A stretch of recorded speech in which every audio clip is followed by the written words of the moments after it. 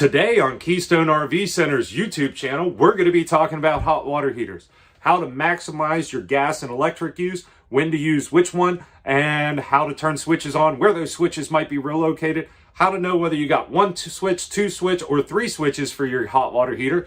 Yes, it couldn't be that simple. No, this is the RV industry. That's why there's a whole YouTube channel on this. There's only one RV YouTube channel. It is Keystone RV. All other YouTube channels are bad. No, I'm kidding. No, there's a lot of them good out there. Appreciate you guys watching. Make sure you click like and subscribe. Comment down below. I do try to comment back to every single one of y'all. And let's get this video started. All right. Today, what we're going to be talking about is hot water heaters. Specifically, talking about gas and electric hot water heaters. There's a lot of questions we get about this. So I'm going to talk about the brands that we carry on the lot. Now, we carry some Forest River products. We carry some Jayco products. Even some Thor, okay? So, that being, well, Thor, Jayco.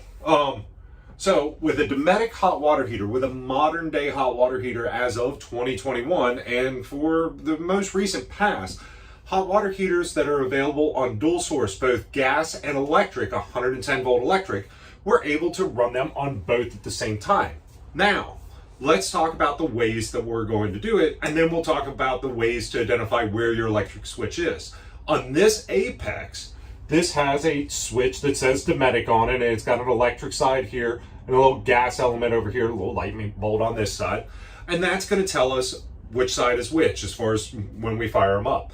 Now, if you're dry camping, your only option, and when I mean dry camping, I'm talking totally unhooked from campground power and only on solar panel batteries and stuff like that. We're going to do a separate video on solar panel and my thoughts on all that. That being said, our only option is going to be the gas side. If all we have as a source of power is 12 volt power, that's what the hot water heater is going to need to think and turn on and stuff like that. It's going to be 12 volt power. It doesn't just run on Red Bull energy drinks that has not sponsored us yet. So that 12 volt side, that gas side, initially lights off that the LP gas, but uses that 12 volt brain. Now, if we're at a campground, we have an electric element.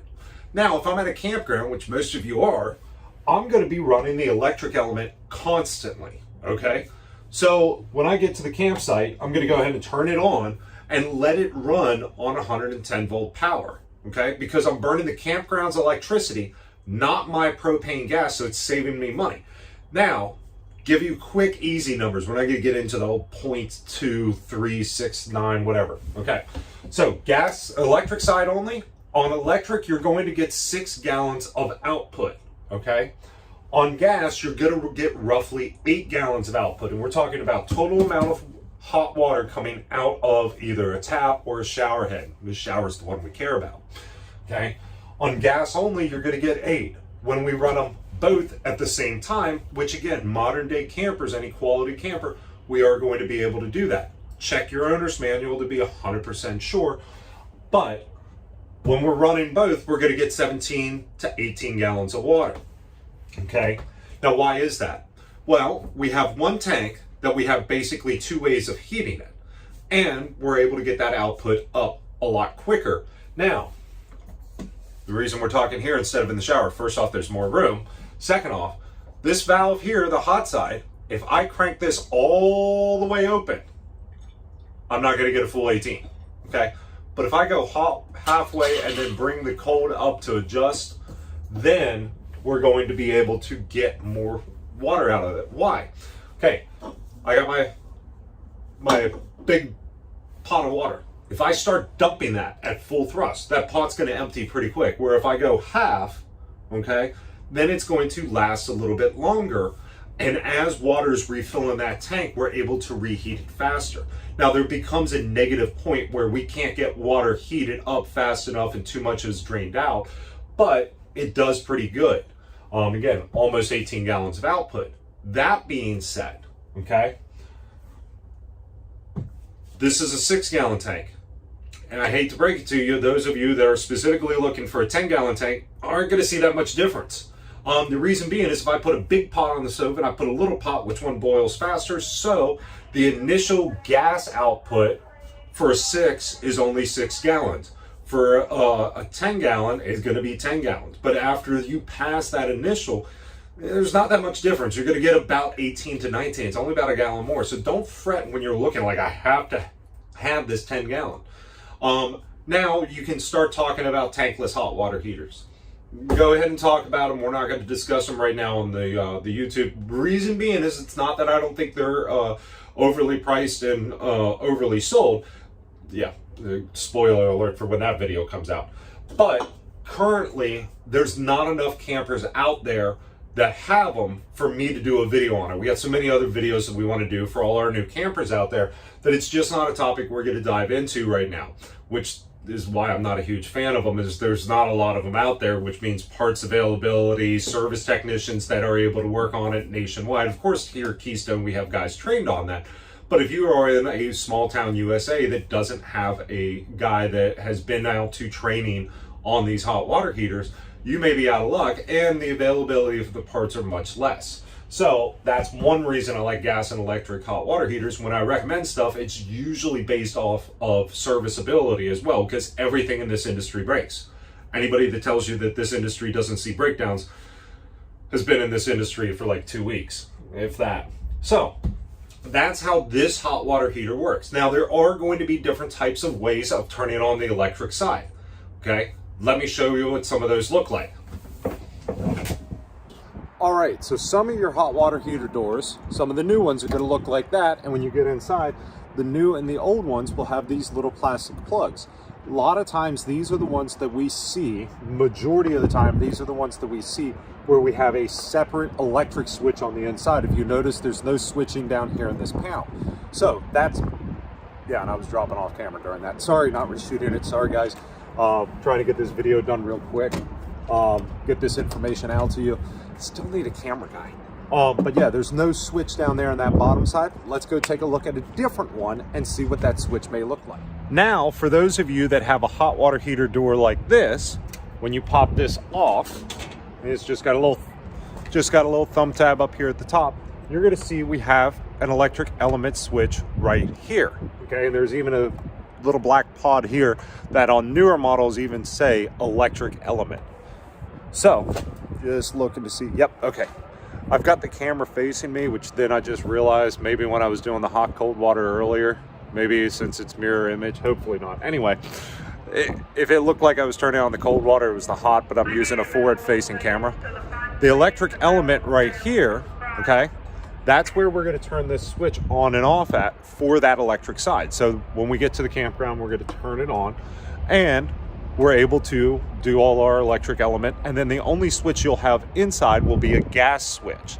Now, that's sometimes. Again, nothing in this industry is standard. So let me jump over here to Flagstaff and show you what that looks like. All right. Another type of switches you may see is like this Jayco, where we have 3 switches down here. One of them is going to be for the water pump, one of them is going to be for the gas side of the hot water heater, and one of them is going to be for the electric side. Yep, there's a bunch of different ways that you could possibly have your switches laid out. That's why hopefully you got a good orientation from your salesperson and they were able to show you this says LP gas, this says electric, and the other one says water pump. So that's the other style that we see on this lot on a regular basis. All right, so on this one, we're going to have 2 switches. And again, I'm off camera. Hang on, here, let's try this. Lower this down just a hair. Oh, look at that, I'm getting shorter. All right, so this one we've got 2 switches inside.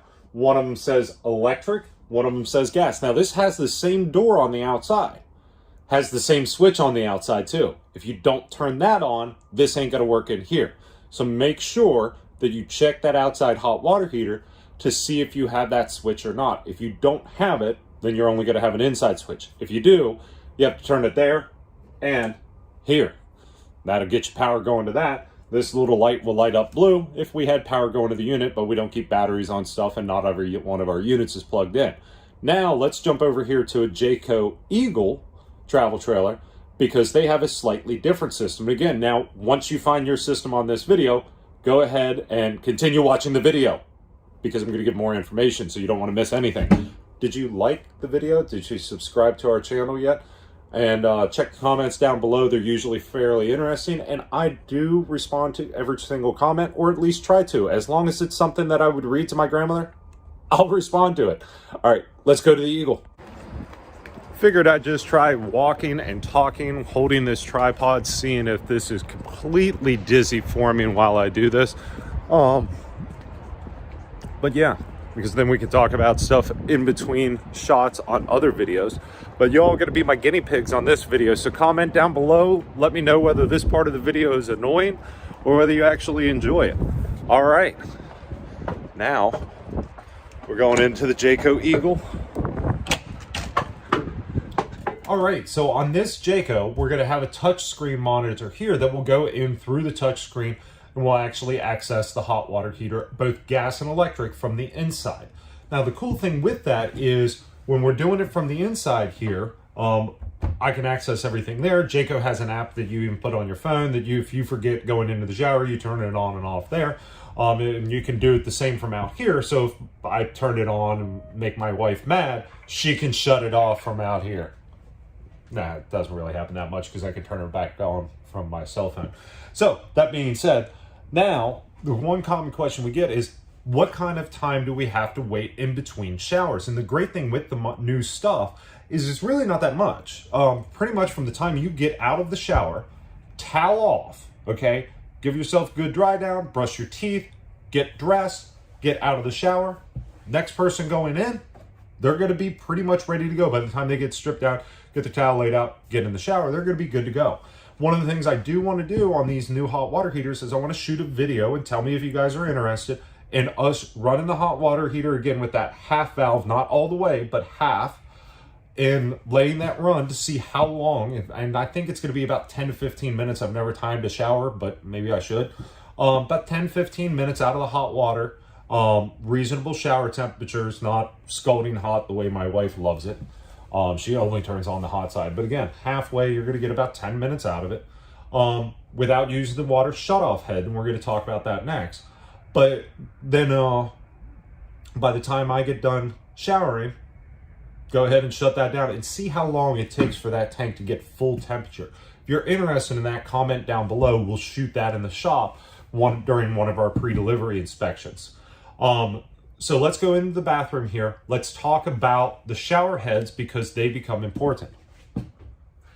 And you wonder why we finish in the Jayco, right? Because it's actually got the bigger shower. So the cool thing, this is a Jayco Eagle travel trailer. And here, I have so much room in the shower, I can be off camera. All right, so this is an RV shower head, okay? They do have an on-off switch here that allows us to pause the water feature to stop it from flowing out of the head. So if you all have been watching our channel for a long time, when I used to have a lot longer hair, oh, I thought Barb needed me. So when I used to have a lot longer hair, which by the way, check out, look down and below, you'll see one of my comments from me, which is the Real JR. Yes, I have the account back. It took me a minute through YouTube, but I got it back. I'm going to be doing more personal stuff, like, so the question of why'd you cut your hair and stuff like that, I'm actually going to be posting some answers to that stuff, more of my personal life than RV stuff on there. There'll be some RV stuff still. But when I used to have longer hair, I'd get the hair wet, pause it, get it all soapy, get it all shampooed up, turn it back on, and then rinse that out, and then pause it again, get lathered up. That's how you really stretch out a shower. Now, if you only have a gas hot water heater, which there are some brands that are still doing, more budget-friendly RVs do cut out the electric element sometimes to reduce the price. When you do that, you've got 8 gallons of water. This shower pause feature is going to come in handy. Now, one of the things that I'm going to be doing on my channel versus Keystone channel is we're going to be talking about some parts and accessories, okay? This shower head is a love-hate relationship. What I have told my customers on a regular basis is don't just start buying parts on Amazon trying to solve your problems. I'm going to be trying to do videos on there talking about, like in this example, the different types of shower head. Which ones work best to fix which problems? There's not a sledgehammer that fixes everything. There's ones that fix one better than the other. So that being said, if you are interested in stuff like that, put a comment down below. Let us know so we can, again, develop this channel to suit you guys the best. We appreciate everybody that's watching. If you haven't liked and subscribed the video, please do so now. And we'll try to get more out to you here shortly. I've got a couple that I got to get edited. Hopefully I'm going to be putting up one today, one tomorrow. We'll see how that goes, and depending on what Eric actually has me do, aside from doing these videos and selling and doing the training and all the other stuff that I have to do. All right, guys. Again, comment down below. Make sure you click like on this video. That way it tells other people that this is a good RV video and not a bad RV video.